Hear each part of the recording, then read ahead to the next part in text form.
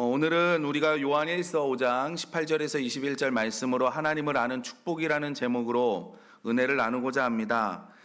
여러분, 우리는 참 많은 정보화 시대에 살아가고 있는 것 같습니다.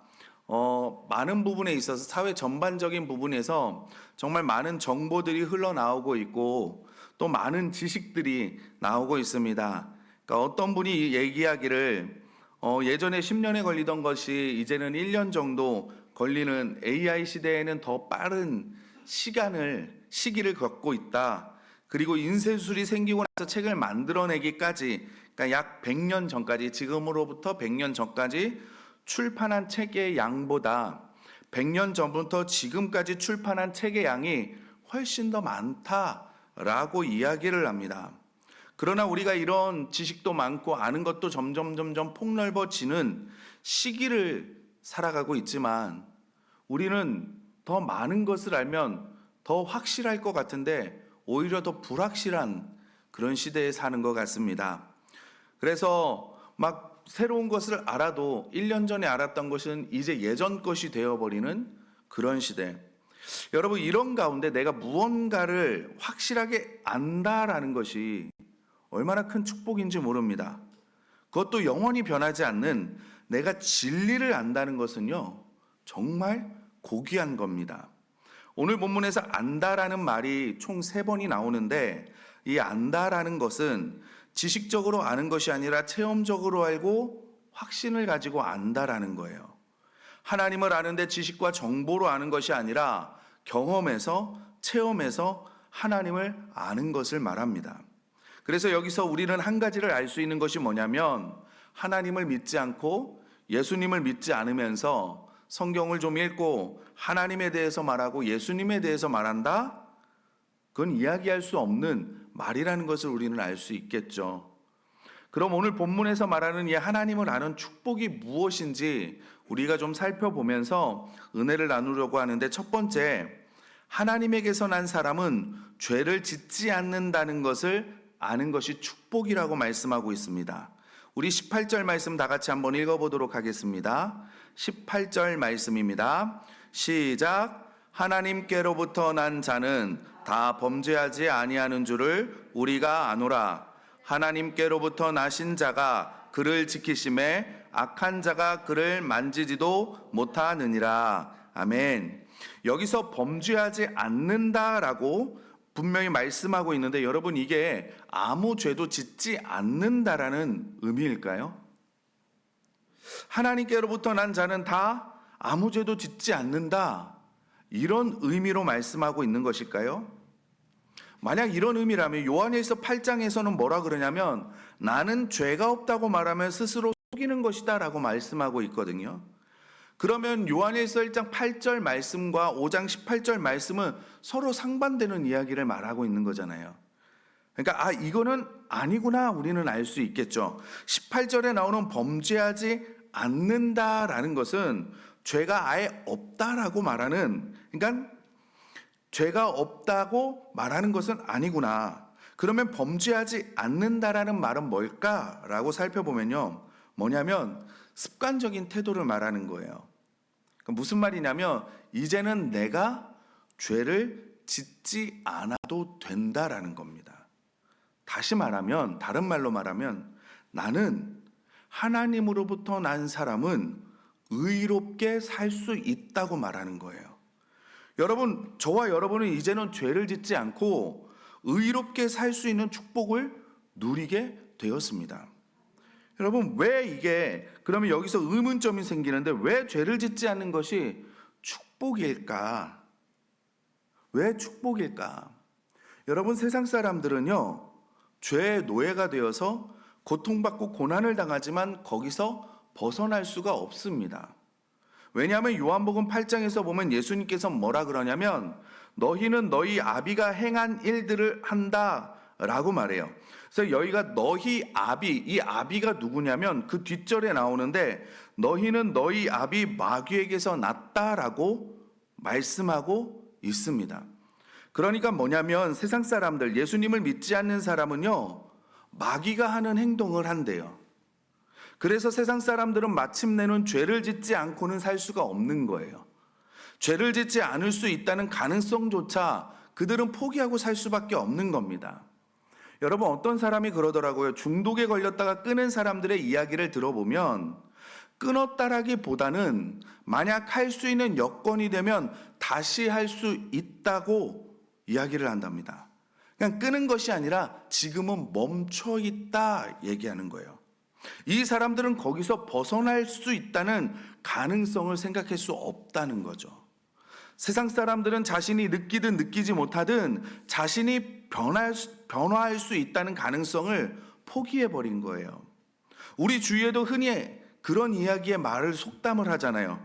3살 버릇 80까지 간다. 뭐예요? 변하지 않는다라는 거죠.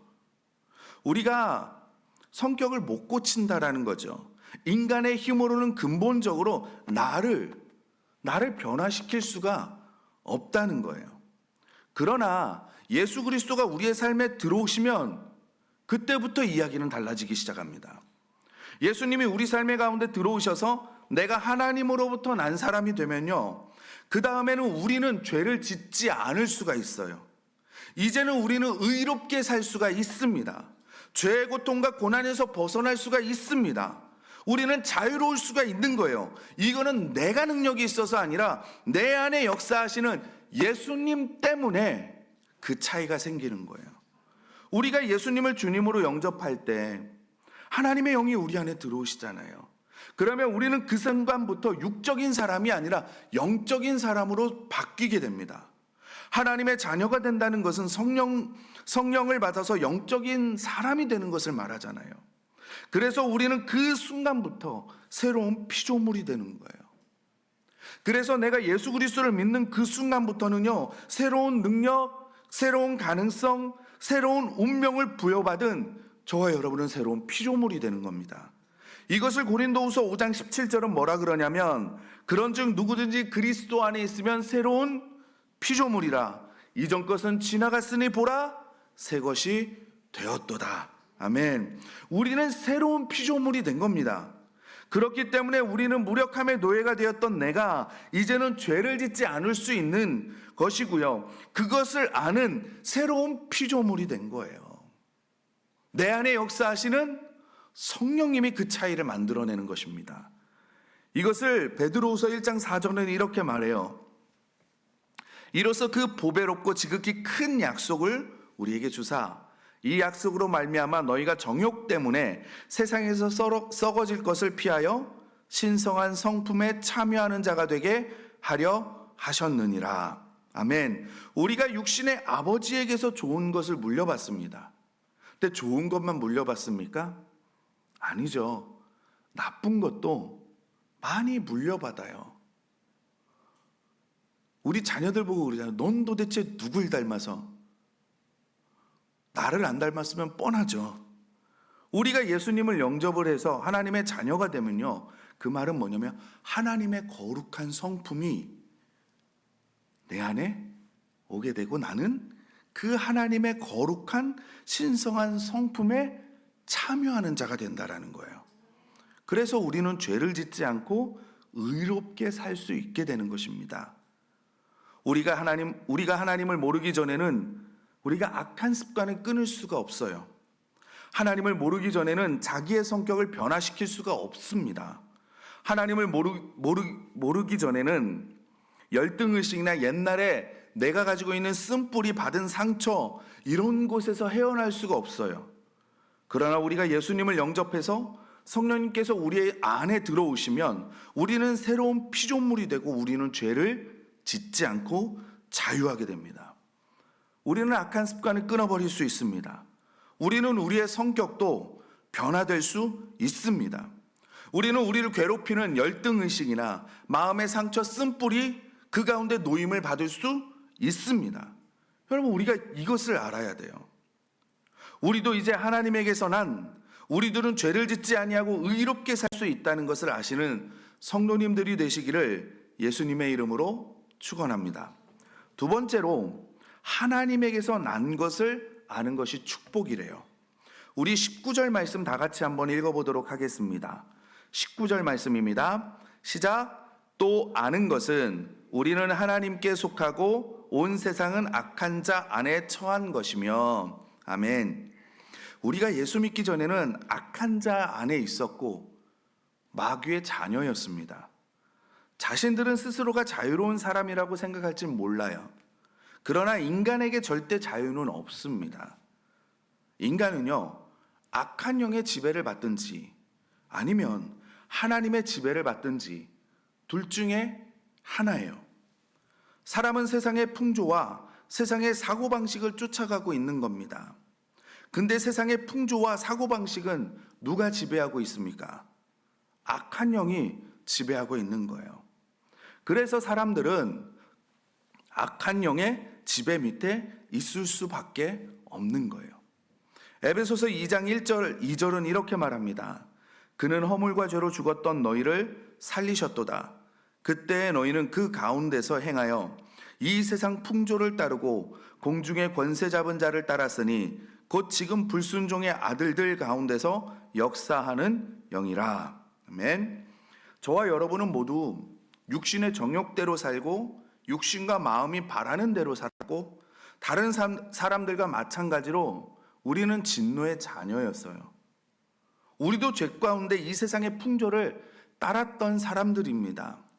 불순종의 자식들 가운데서 역사하는 영을 따라 살았던 사람들이 바로 저와 여러분이었어요.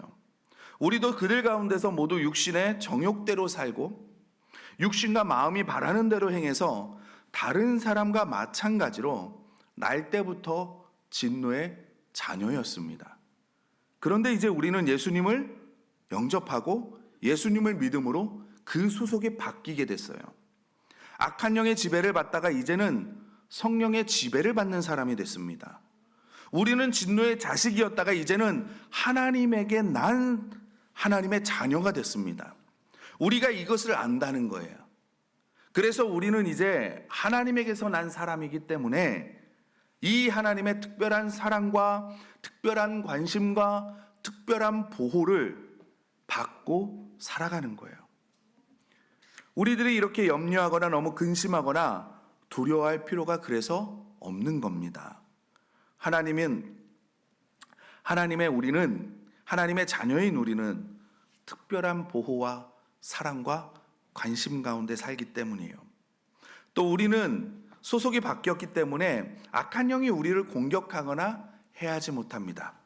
악한 영은 여전히 우리에게 다가오지만 실제로 우리에게 해를 가하지 못하고 우리에게 두려움만 주는 거죠. 철로역정 보셨죠? 철로역정이 책을 읽으셨을 겁니다. 크리스찬이라는 사람이 막 길을 가다가 저기 멀리 집이 보이는 거예요. 그래서 그 집을 보고 이제 쉬고 싶다 그래서 길을 막 재촉해서 걸어갑니다. 그런데 그 집에 가까이 왔을 때 보니까 큰 사자 2마리가 그 집 문 앞에 웅크리고 있는 거예요. 그걸 발견하고 이 크리스찬이라는 사람이 가야 되나 말아야 되나 두려움에 휩싸이기 시작을 합니다. 내가 이 앞으로 가야 되는데 이 길을 지나야 되는데 그 길을 지나지 못하고 두려움에 떨고 있을 때 그 집의 문이 열리면서 문지기가 나와요. 그리고 말해요. 사자는 쇠사슬에 묶여 있으니 그 가운데로 쭉 오면 됩니다. 사자는 당신을 해하지 못합니다. 그리고 자세히 살펴보니 뭐냐면 사자가 딱 쇠사슬에 묶여 있어서 이 가운데 사람이 한 명 지나갈 그 공간만 해하지 못하는 거예요. 다가오지 못하는 거예요. 그래서 이 크리스찬이 그 길을 쭉 가서 그 집으로 들어가게 되었습니다. 여러분, 악한 영은 바로 이런 거예요. 우리는 소속이 변했기 때문에, 우리는 하나님에게서 난 사람이기 때문에 악한 영이 우리에게 손을 대지 못합니다. 그래서 여러분, 겁내지 마시기 바랍니다. 두려움에 떨지 마시기 바랍니다. 긍휼이 풍성하신 하나님이 우리를 사랑하신 그 큰 사랑으로 인해서 허물로 죽은 우리를 그리스도와 함께 살리셨습니다. 우리는 이제 하나님에게서 난 사람입니다. 우리는 진노의 자녀가 아니라 이제는 하나님의 자녀가 되었습니다. 우리를 유혹하고 겁을 줄 수는 있을지 모릅니다. 그러나 우리는 그 악한 영의 지배에서 벗어난 하나님의 사람인 것을 다 아시고 기억하시고 누리시는 성도님들이 되시기를 부탁드립니다. 세 번째, 하나님을 아는 축복입니다. 우리 20절 말씀 다 같이 한번 읽어보도록 하겠습니다. 20절 말씀입니다. 시작. 또 아는 것은 하나님의 아들이 이르러 우리에게 지각을 주사 우리로 참된 자를 알게 하신 것과 또한 우리가 참된 자 곧 그의 아들 예수 그리스도 안에 있는 것이니 그는 참 하나님이시오 영생이시라. 아멘. 저와 여러분은 참 하나님을 아는 축복을 갖고 있습니다. 난 하나님을 안다. 참 하나님을 안다. 이렇게 말할 수 있는 사람이 세상에 예수 그리스도를 믿는 사람 빼고 누가 있겠습니까? 그런데 우리는 하나님을 안다고 고백할 수 있고 하나님을 소개할 수 있다는 것이 얼마나 큰 축복인지 그것을 누리고 살지 못하는 것 같습니다. 앞에서 말씀드렸지만 하나님을 믿지 않고 예수님을 믿지 않고는 절대 하나님에 대해서 예수님에 대해서 알 수 없습니다. 왜냐하면 참 하나님을 인간적으로 아무리 생각을 한다 하더라도 우리가 알 수 없는 거예요. 참 하나님이 직접 가르쳐 주셔야 합니다. 그래서 하나님께서 예수님을 이 땅에 보내실 때 처녀의 몸에서 태어나게 하심으로 하나님이 보낸 사람인 것을 우리에게 증명해 주셨습니다. 죽은 다음에는 부활시키셔서 하나님이 보낸 사람인 것을 또한 증명해 주셨습니다.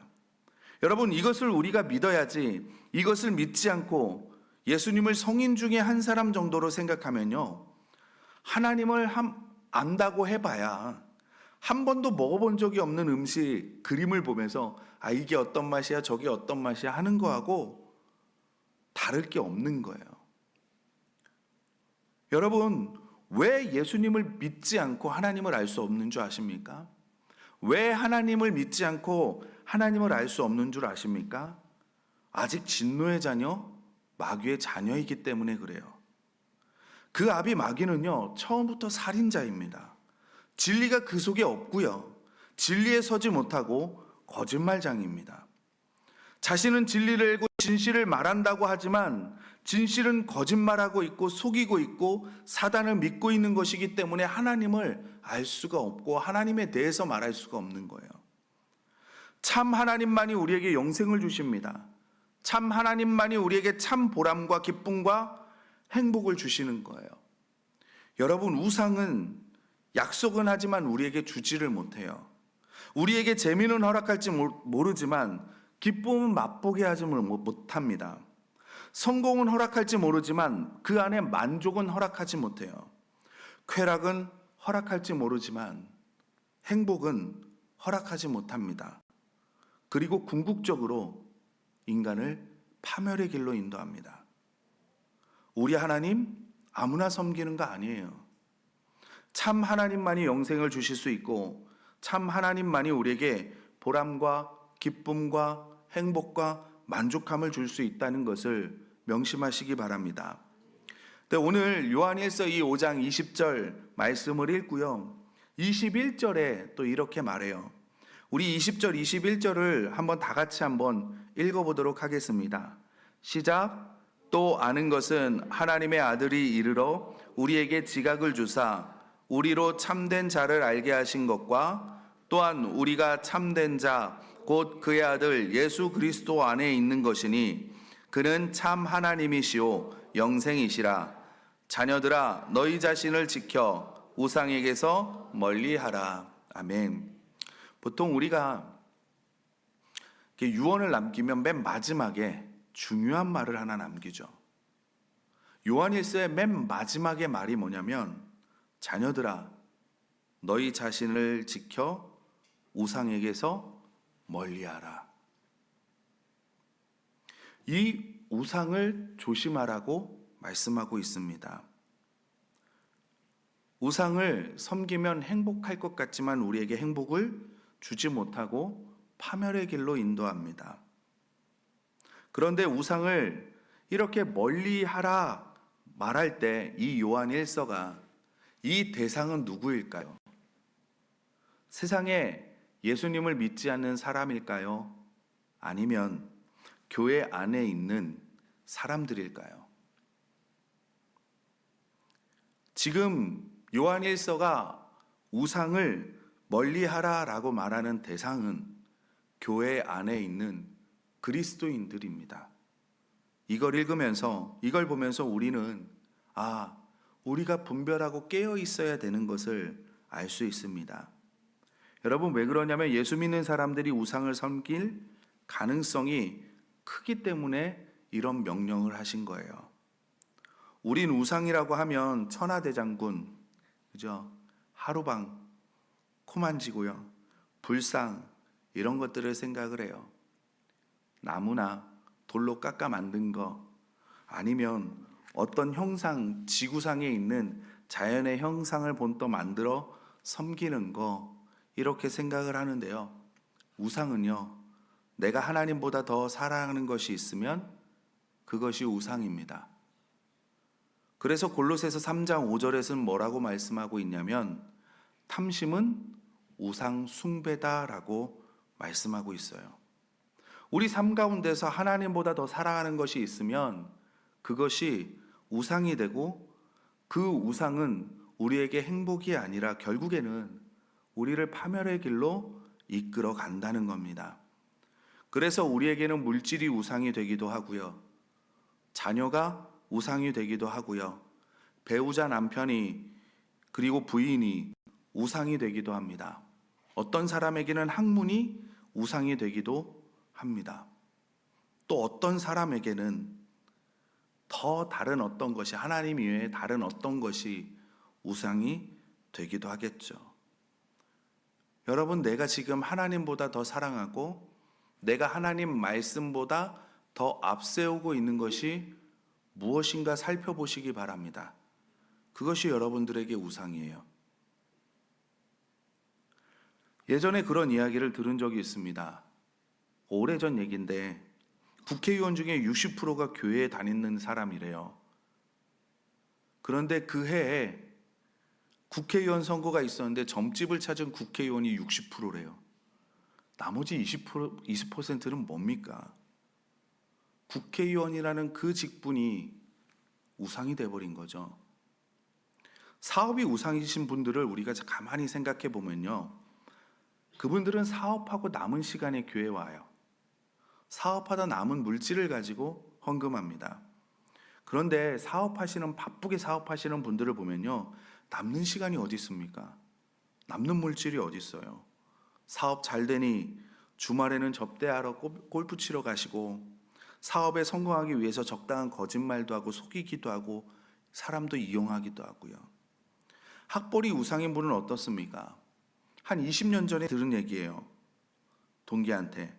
강남의 한 교회에서 있었던 일인데 주일에 청소년부 예배를 드리는데 장로님이 갑자기 오시더니 드리려고 하는데 장로님이 그러시더래요. 아들 보고, 공부 안 하고 지금 뭐 하고 있냐고. 빨리 시험 공부하러 가라고. 이런 사람들에게 만족이 있을까요? 행복이 있을까요? 나보다 사업을 잘하는 사람을 보고, 나보다 성적이 좋은 사람들을 보고, 나보다 잘 나가는 사람들을 보면서 살지 않겠습니까? 내가 저 사람만큼만 살았으며, 그만큼 모르면 또 저 사람만큼만 했으며, 그리고 자신을 채찍질하겠죠. 왜요? 열심히 최선을 다하려고. 그럼 결국에 이런 사람들은 어떻게 될까요? 제가 전에 한번 말씀드린 적이 있는데, 어느 분이 2층인지 3층인지 정확히 기억나진 않지만 개인 카페를 운영하고 있었습니다. 1층에 프랜차이즈 카페가 들어온 거예요. 큰, 사람들이 너무나 좋아해서 그 개인 카페에 가셨던 분들이 다 1층 카페를 들어가시는 거예요. 그런데 이 프랜차이즈 카페가 1년 만에 철수를 했습니다. 왜 그런가 살펴봤더니 이 개인 카페 하시는 분이 믿음이 있으신 분이에요. 손님이 오실 때마다 속으로 뭐라 그랬냐면, 예수님이 들어오시는구나. 그리고요, 음료와 디저트를 만들 때 예수님에게 드리는 것처럼 그 마음으로 만들었던 거예요. 사람들이 그것을 계속 느끼게 되었고요. 프랜차이즈 카페가 들어왔을 때 그것을 좋아서 이용을 했지만 그 섬김과 그 사랑을 잊지 못하는 거예요. 그리고 그 사람들이 번거롭지만 그 층 위로 올라가기 시작하는 거죠. 여러분, 우리가 섬기는 하나님은 참 하나님이십니다. 이분만이 참된 하나님이시고 이분만이 우리에게 영생을 주실 수 있어요. 사랑하는 성도님들, 우리가 얼마나 큰 특권을 갖고 있는지 우리가 깨달아야 합니다. 다니엘서 11장 32절을 보면요, 그가 또 언약을 배반하고 악행하는 자를 속임수로 타락시킬 것이나 오직 자기의 하나님을 아는 백성은 강하여 용맹을 떨치니라.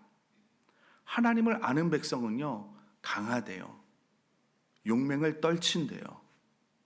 이게 하나님이 우리에게 주신 약속의 말씀입니다. 이제는 도저히 나는 나쁜 습관 끊을 수 없고, 나는 변하지 않는가? 나는 안 되는가? 여러분, 아니에요. 우리가 하나님을 알고 하나님과 가까이 하면요, 우리는 이제 이런 말을 끊어야 합니다. 우리는 죄 짓지 않을 수 있습니다. 우리는 의롭게 살 수 있습니다. 지금 순간 내가 바로 바뀌는 건 아니지만 어제보다 오늘, 오늘보다 내일, 우리 하루하루는 우리는 죄와 멀어지고 우리는 의와 가까워질 수 있는 존재입니다.